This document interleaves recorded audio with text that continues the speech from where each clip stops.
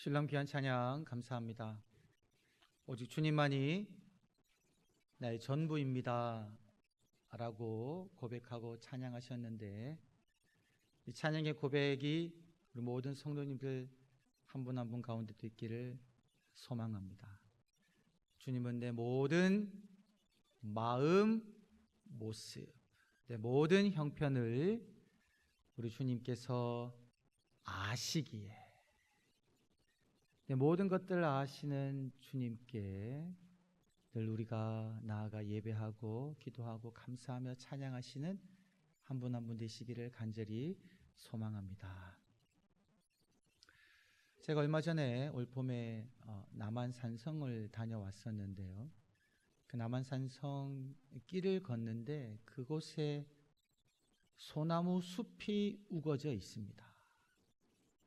세계 문화유산에 등재된 곳이고요, 그곳에 있는 소나무들이 평균 수명이 100년이 된다 그래요. 아주 울창한 소나무 숲을 이루고 있습니다. 너무 보존을 잘 해두었어요. 근데 제가 이제 그곳을 걷는데 그런 경고문이 붙어 있더라고요. 해충을 박멸하기 위하여 약을 쳤다는 겁니다. 그래서 그 소나무에서 떨어지는 솔잎을 먹지 말라는 거예요. 몸에 해롭다는 거죠. 이렇게 이제 소나무가 해충에 의해서 죽지 않기 위해서, 그 벌레를 죽이기 위해서 약을 칩니다. 그런데 여러분, 때로는요, 그 약을 쳐도 이 소나무가 계속해서 시들 때가 있습니다. 문제는 해충이 아닌 거지요. 너무나도 안타깝게도 저희 교회 앞에 참 오랫동안 멋진 소나무가 있었지만 그것이 어느 날 그 솔잎이 시들어 갔죠. 시들은 솔잎을 잘라내고 어떻게든 살리려고 했지만 결국 그 소나무가 고사했습니다. 나중에 이유를 알아보니까 문제는 뿌리에 있었다는 거죠. 겨울에 눈을 녹이기 위해 길에 뿌려둔 염화칼슘, 그것을 이제 눈을 치운다고 그 눈을 그 소나무 밑둥에 부었나 봐요. 동네 분들이, 청소하시는 분들이. 그 염화칼슘에 의해서 그 소나무 뿌리가 죽어버리니까 결국에는 소나무 전체가 고사해버렸다라는 거예요. 처음에 겉으로 드러나는 것은 잎사귀가 시들고 뭐 줄기가 조금 푸석해지고 이렇게 돼서 그거를 잘라내고 조치하려고 하고, 때로는 해충이 있기도 하지만 그 모든 것들이 소용없을 때는 문제는 바로 뿌리에 있다라는 겁니다. 뿌리를 살려내지 아니하면 잎사귀를 떼어내고 썩은 열매를 잘라내고 가지를 잘라내도 아무 소용이 없다라는 거죠. 이걸 어디에 비유할 수 있냐면 여러분, 우리 개인의 신앙, 그리고 오늘날 교회에도 비교할 수가 있습니다. 한국교회가 하나님의 은혜로 큰 부흥을 이루었습니다. 1000만 성도라고 할 때가 있었지요. 곳곳에 교회가 많이 세워졌습니다. 그런데 여러분, 오늘날 한국교회, 그리고 나 개인의 신앙, 여러분, 우리의 그 뿌리가 건강한지를 살펴보아야 된다라는 거죠. 한국교회에 일어나는 여러 가지 많은 문제점들, 그러나 개인의 삶 속에서 발생하는 여러 나의 잘못들, 여러분, 그 여러 많은 행동들, 잘못된 것들의 그 원인이요, 찾고 찾아가다 보면 어디에 있냐면 그 뿌리에 있다는, 내 개인의 신앙의 뿌리, 우리 교회의 뿌리에 원인이 있을 수 있다는 겁니다. 여러분, 우리 개인의 신앙은 어디에 기초하고 있습니까? 우리 개인의 신앙은요, 다름 아니라 예수 그리스도에 기초하고 있습니다. 예수 그리스도가 우리 신앙의 뿌리이다라는 겁니다. 내가 예수 그리스도를 나의 주로 고백함으로 말미암아 우리는 하나님의 자녀가 되어 신앙생활을 시작했습니다. 그것이 나의 출발이다라는 겁니다. 여러분, 교회의 뿌리는 무엇입니까? 예수님께서 교회를 세우실 때 베드로에게 그렇게 말씀하셨죠. 이 반석 위에 내가 내 교회를 세우겠다. 그 반석이 무엇입니까? 바로 예수님을 나의 주님이요 그리스도요 하나님의 아들이시다라고 고백한 그 신앙 고백, 그 위에 우리 주님께서는 이 교회를 세우셨다라는 거죠. 그래서 우리의 신앙 고백이 잘못되지 않아야 한다라는 겁니다. 그래서 이번 한 주 저희가 한절 외침은요, 다름 아니라 나의 신앙의 뿌리가 되는 그런 고백입니다. 나는 예수 그리스도를 믿음으로 의롭다 하심을 받았습니다. 나는 나를 위하여 십자가를 지시고 죽으시고 부활하셔서 지금도 나를 위하여 기도하시며 나와 함께 하시는 이 예수 그리스도를 믿음으로 말미암아 내가 의롭게 되어서 하나님의 사랑받는 하나님의 아들과 딸이 되어 지금 내가 아버지께 나와 예배드리며 신앙생활하고 있습니다. 이 고백인 거죠. 이것이 우리의 믿음의 기초가 되어야 한다라는 겁니다. 우리 시간 가슴에 손을 얹고 이 한 절 외침, 나의 믿음의 고백이 되는 이 기초 다 같이 한번 함께 외치겠습니다. 시작. 나는 예수 그리스도를 믿음으로 의롭다 하심을 받았습니다. 아멘. 여러분, 이 믿음의 고백을 날마다 외치시며 날마다 기억하시며 고백하심으로 말미암아 사랑하는 성도님들의 그 믿음의 뿌리가 썩지 아니하고 더욱더 든든하시기를 주의 이름으로 간절히 축원합니다. 오늘은 종교개혁 기념주일입니다. 507년 전 1517년 10월 31일에 마르틴 루터가 그 비텐베르크 성당 문에요 95개조 반박문을 내겁니다. 하나님은 우리를 회개하라고 부르셨는데 모든 성도님들은 하나님 앞에 나와 참회하고 회개해야 되는데 교황이 우리의 죄를 사할 수 있는 권세는 없습니다 라고 그 95개조 반박문이 시작합니다.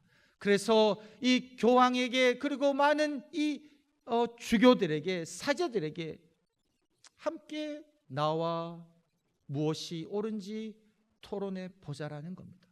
무엇이 루터로 하여금 이 95개조 반박문을요 비텐베르크 성당 문 앞에 걸게 만들었을까요? 그것은 다름 아니라 당시 교회가 너무나도 타락했다라는 겁니다. 주님의 핏값으로 세운 교회가 제대로 되지 않았다라는 겁니다. 그리고 그 모든 원인의 핵심이 어디에 있었냐면 다름 아니라 교회 지도자들에게 있었다는 겁니다. 교회 지도자들 중에도 교황에게 있었다라는 거예요. 예수님의 대리자라고 말하고 사도 베드로의 후계자라고 자처하는 교회가 모두 인정하는 이 교황들이요 보게 되면 타락한 예들이 너무 많았다라는 겁니다. 성직을 매매하고요 권력을 탐하는 그런 모습을 보였다라는 거예요. 몇 가지 예를 들면 말씀드리기 너무 이상한 그런 이야기들도 있습니다. 어떤 교황은요 자신의 복수심에 불타서 전임 교황이 죽어서 무덤에 묻혔는데요 전임 교황의 시체를 파내어 가지고 그 교황의 자리에 앉히고는 재판에 내거는 겁니다. 복수하려고. 그래서 재판해 가지고 이 교황의 죄를 정하고 그 축복할 때 사용되었던 그 손가락 3개를 절단하고요 그 교황복을 벗기고는 평민의 복을 입히고 길거리에 그냥 내던집니다. 이런 일을 어떤 교황이 했습니다.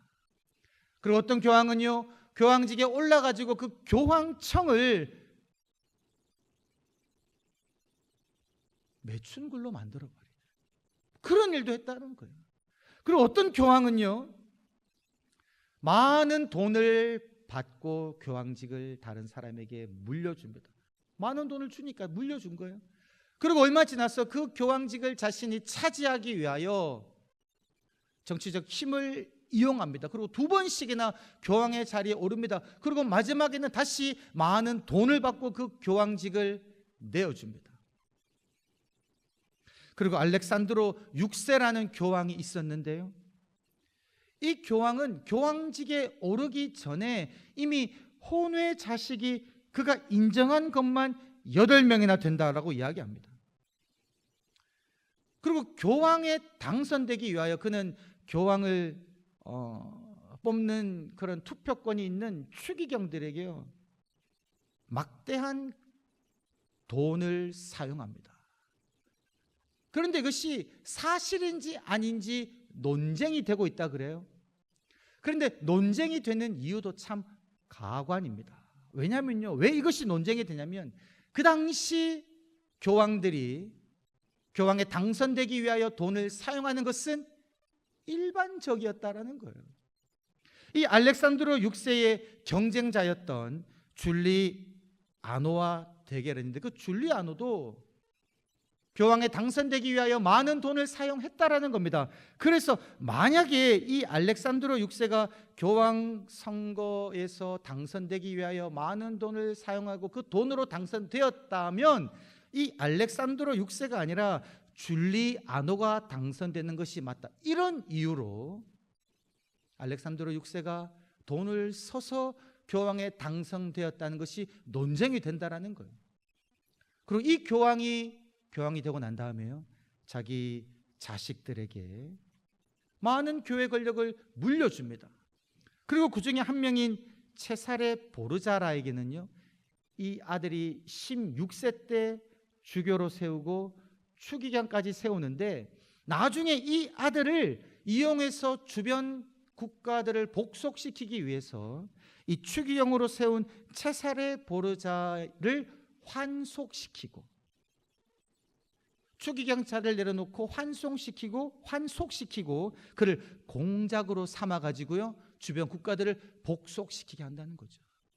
그래서 이 알렉산드로 6세의 목적은 무엇이냐면 그가 속한 보르자 집안이 다스리는 통일 로마냐 왕국을 세우는 것이 그의 목적이었다는 겁니다. 예수 그리스도의 후계자로 교황에 당선된 그의 목적이 하나님 나라를 세우는 것이 아니라 그의 왕국을 세우는 것이 그 삶의 목표였다라는 거죠. 그리고 루터 때 교황이었던 레오 10세는요,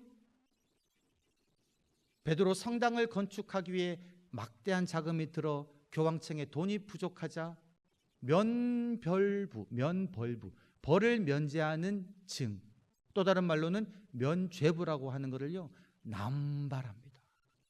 그리고 죽은 영혼까지도 이 면벌부를 사면 그 죽은 영혼이 다시금 연옥으로 가게 된다라고 말함으로써 많은 평신도들이요, 빚을 내어서라도 이 면죄부를 사도록 했다라는 겁니다.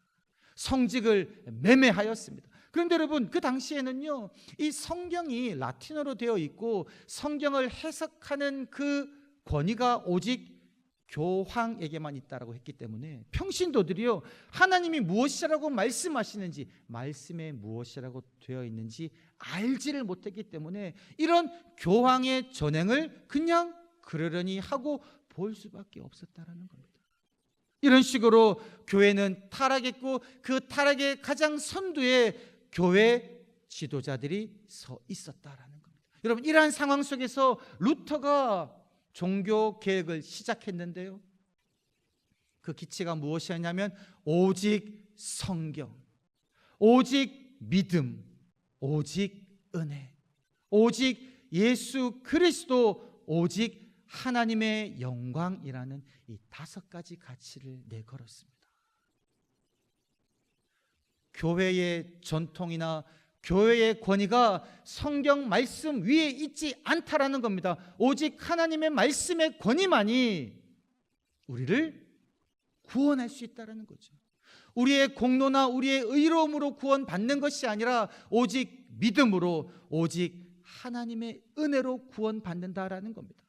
교황을 통해, 사제를 통해 하나님께 나아가는 것이 아니라 오직 예수 그리스도를 통해 우리는 하나님께 나아갈 수 있다는 거예요.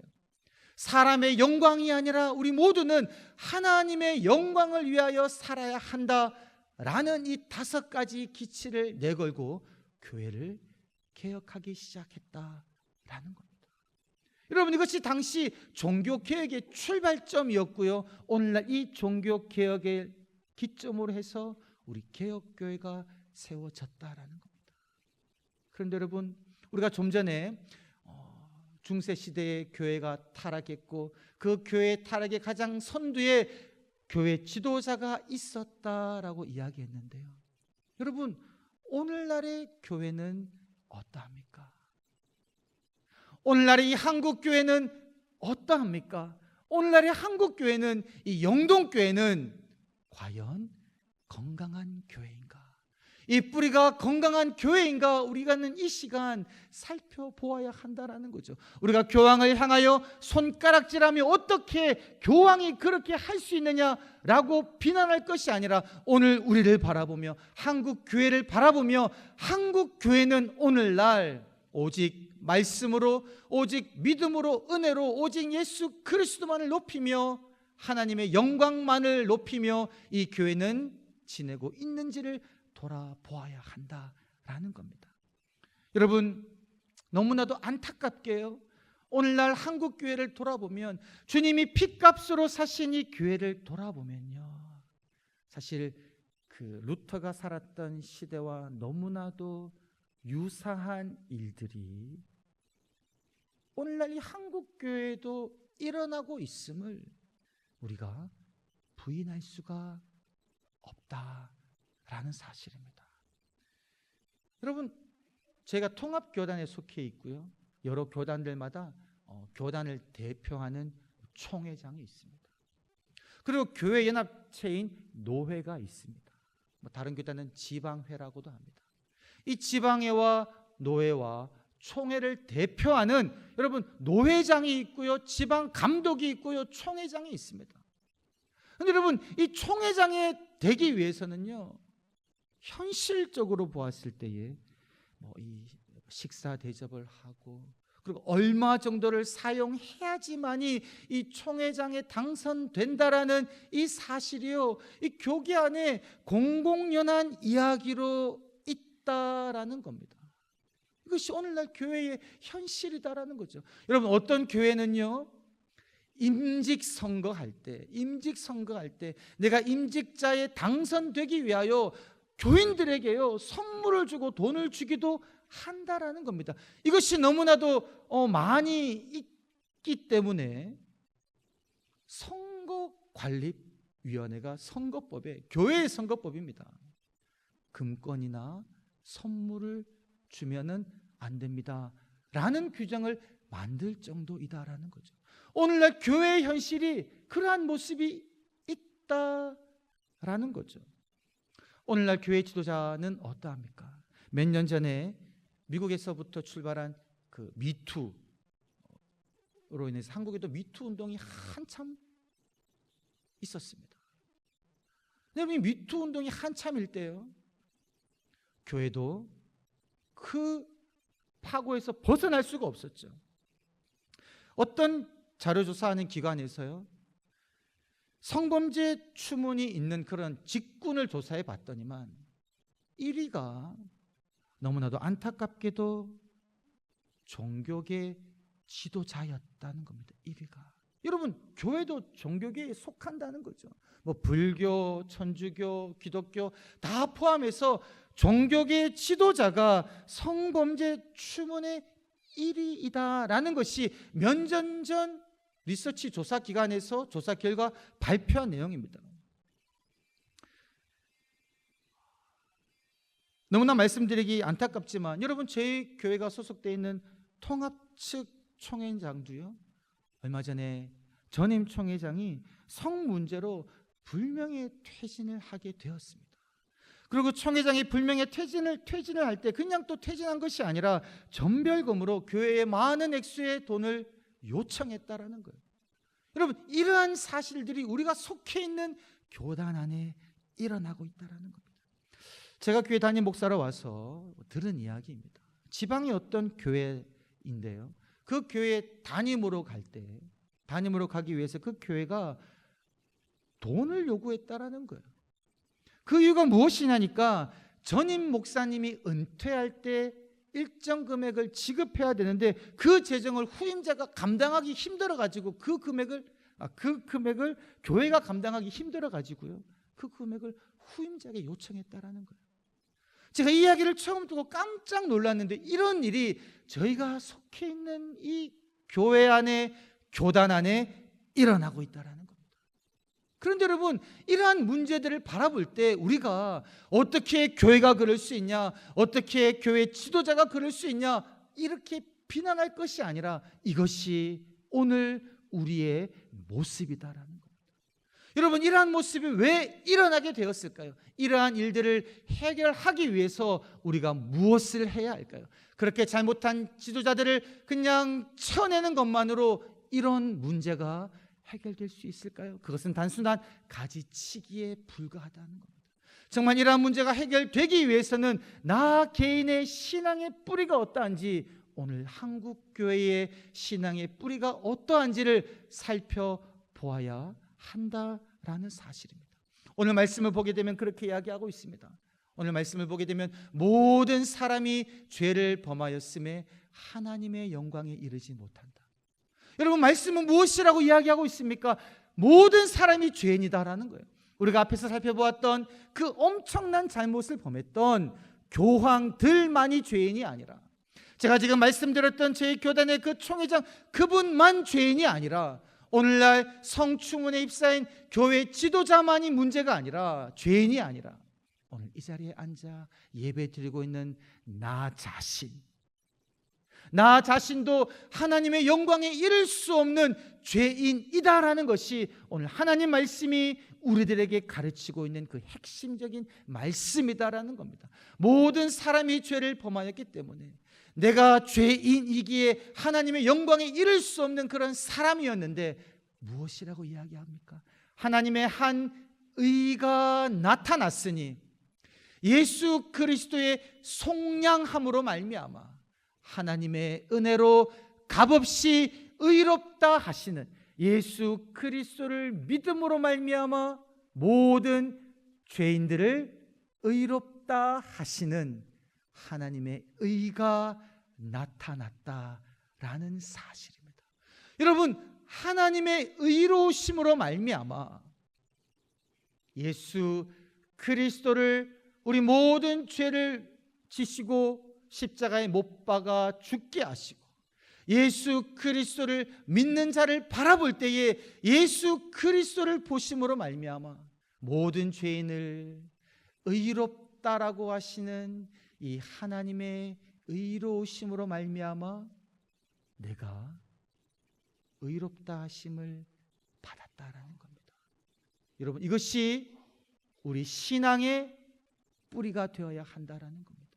여러분, 내가 잘났기 때문에, 내가 의로운 행위를 했기 때문에, 내가 봉사를 많이 하기 때문에, 내가 신앙의 연수가 오래되었기 때문에 내가 하나님 앞에 나올 수 있고 내가 하나님의 일을 할 수 있는 것이 아니라, 나는 다른 사람을 향하여 비난의 손가락질을 할 수 없는 극악한 죄인이지만, 도저히 하나님 앞에 나아갈 수 없는 그러한 죄인이지만, 이러한 죄인된 나를 위하여 죽으신 예수 그리스도 때문에, 그 예수 그리스도를 내가 믿음으로 말미암아 하나님께서는 나를 의롭다고 하시고 하나님의 사랑받는 아들이요 딸로 세우셨기 때문에, 하나님, 내가 이 시간 아버지 앞에 나와 예배 드릴 수 있습니다. 하나님의 은혜로 내가 봉사할 수 있습니다. 이러한 믿음의 고백이 우리 신앙의 뿌리가 될 때 우리 개인의 삶은 썩은 열매를 맺지 않는다라는 겁니다. 여러분, 교회는 어떠할까요? 교회도 바로 이러한 신앙의 고백을 하는 우리 성도님들이 이 교회의 기초가 되어야 한다는 겁니다. 마르틴 루터가 외쳤던 그 5가지, 오직 하나님의 말씀, 이 교회의 뿌리가 되어야 된다는 겁니다. 그렇지 않고요, 우리 교회는 70년, 그리고 100년, 120년 동안 교회가 지내오면서 우리 교회가 중요하게 생각하고 있는 그 교회의 관습, 교회의 전통, 여러분, 그것을 하나님의 말씀과 그것이 하나님의 말씀과 상충될 때요, 하나님의 말씀보다 우리 교회의 전통과 교회의 관습을 중요하게 생각하면 여러분, 그 교회는요 결코 건강한 교회가 아니다라는 겁니다. 그 교회는요, 그 뿌리가 지금 썩어가고 있다라는 거예요. 여러분, 오직 믿음, 오직 은혜로 구원받는데 우리 성도님들을 볼 때 오직 믿음과 오직 은혜가 아니라 헌금 많이 하는 사람, 봉사 많이 하는 사람, 교회 오랫동안 다닌 사람, 그 사람이 구원받는다라고 생각하면 여러분, 그러한 믿음을 가진 교회는요, 그 기초가 지금 흔들리고 있다는 겁니다. 오직 예수가 교회의 뿌리가 되어야 되는데 오직 예수가 아니라 목회자를 교회의 머리로 두고 있다. 교회의 항종 직분자들을 교회의 머리로 두고 있다면 여러분, 지금 그 교회는요 문제가 있다라는 거예요. 목회자가 아니라 교회의 항종 직분자가 아니라 오직 예수 그리스도가 교회의 머리라고 생각할 때에 그 교회의 뿌리는 든든하다라는 겁니다. 오직 하나님의 영광인데 내 영광을 위하여 헌신하고 봉사하고 내 영광이 채워지지 아니하면 섭섭해서 떠나가 버리는 이런 교회라면요, 그 교회의 뿌리는 썩어가고 있다라는 겁니다. 사랑하는 성도 여러분, 이 종교개혁 507주년을 맞이하는 이때 우리 사랑하는 모든 성도님들이 개인의 그 신앙의 뿌리를 오직 예수 그리스도에 두시기를 주의 이름으로 간절히 축원합니다. 예수 그리스도가 당신의 핏값으로 세운 이 영동교회가 교회의 전통을 중시하고 나의 공로, 사람의 행위를 중시하고 사람을 예수 그리스도보다 더 높이며 사람의 영광을 추구하는 교회가 아니라 우리 영동교회가 오직 하나님의 말씀만을 중요하게 여기며 오직 믿음, 오직 은혜, 오직 예수 그리스도, 오직 하나님의 영광만을 추구하는 그러한 교회가 되어 하나님께서 원하시는 그 뜻이 우리 영동교회를 통하여 온전히 이루어져 가는 아름다운 열매 맺는 그런 교회가 되기를 간절히 소망하며 기도하며 축원합니다. 아버지 하나님, 우리의 믿음의 뿌리를 돌아보게 하시고 우리 교회의 뿌리를 돌아보게 하여 주시어 오직 예수 그리스도를 통하여 의롭다 하심을 받는 신앙의 기초 위에 오직 말씀, 오직 믿음, 오직 은혜, 오직 예수 그리스도, 오직 하나님께만 영광 돌리는 복된 교회가 되게 하여 주옵소서.